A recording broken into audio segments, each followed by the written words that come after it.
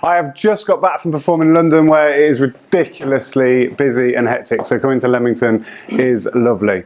Now, you have got some really talented speakers going to come up today, and they're going to tell stories with interesting bits, with lines and jokes, and they're going to talk about April Fools that they've done. They're going to talk about things they've overcome from being a fool, I presume.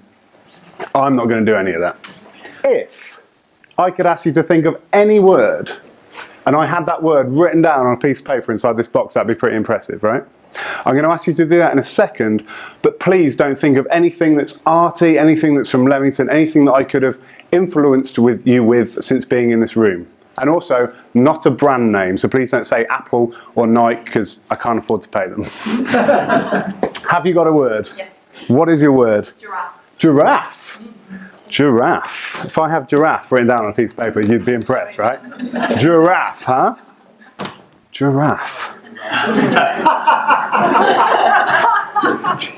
G. Ernie? It's spelled giraffe. Page 379. The R must be the right-hand column. Is there a word in a box on the right-hand column? Yes.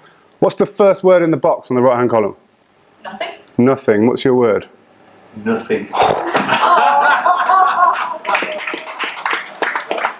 And then I met a girl in a miniskirt who was a mini girl, and now I've been married to her for 47 years.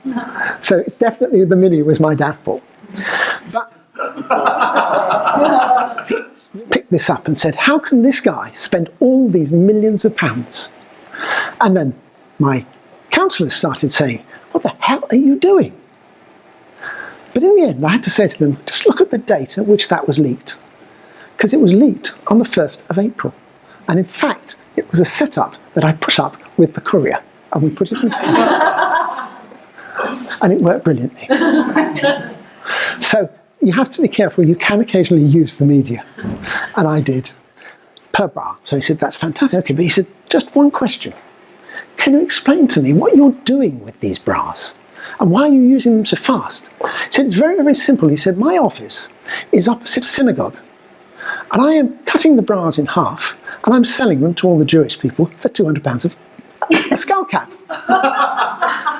Because I tell you, I was in the 60s and the miniskirts, and I liked it.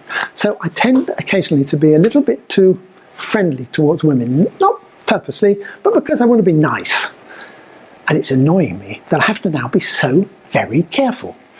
I have to be careful. And all I'm trying to be is nice. But the world is making everybody look worse. And that also, in a way, gets me worked up. And the amazing thing is that that young lady is here tonight, and she's come down from Newcastle to be here to tell us the story. Ladies and gentlemen, Faye Kunkowski. So he rested the cigarette in an ashtray and slowly peeled back the curtain, which revealed a man there who was bent over in pain and sweating from every orifice, and he had huge hideous boils all over his back which were like ready to burst. So she introduced herself, exchanged pleasantries, and walked over to a little shelf where there was like some scalpels and bandages and things like that. So she took a scalpel and a little cup thing and began slicing away.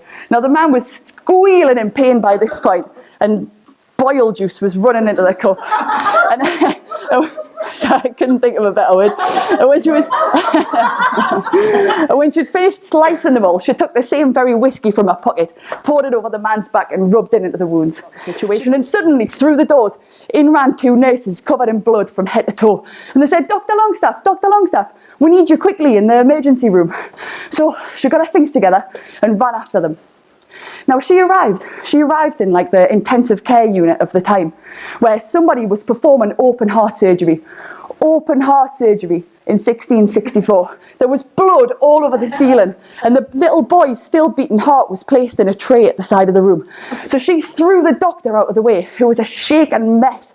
He was just covered. And she took a needle and thread from the side and began to stitch them back together, placing the heart back in there. She stitched and she stitched and she stitched. Idiot, she thought. How is it that I'm stood here doing this? So just as she did the final stitch and got the little boy's chest back together, he sat up in bed. It was an April Fool's miracle. Like she'd saved this little boy's life. And in 1962, there was a gentleman who was walking along a beach in Holland. And on the beach in front of him, he saw something phenomenal, amazing. There is no way this thing should have been on this speech. He couldn't believe his eyes. Start spreading the word. And before long, national, sort of the local TV, the local papers, they all start finding out about this.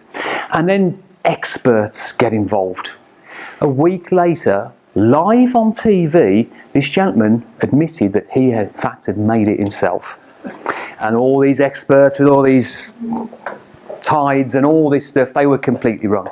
Now, you'd think that is the end of the story, but in actual fact, there's a little bit that kind of was the reason I decided to share this particular story with you, because at the ending, there's one little extra fact that sort of touched me in a way. I'm not going to cry like Ernie, don't worry. It's not going to happen, trust me, it's not going to happen.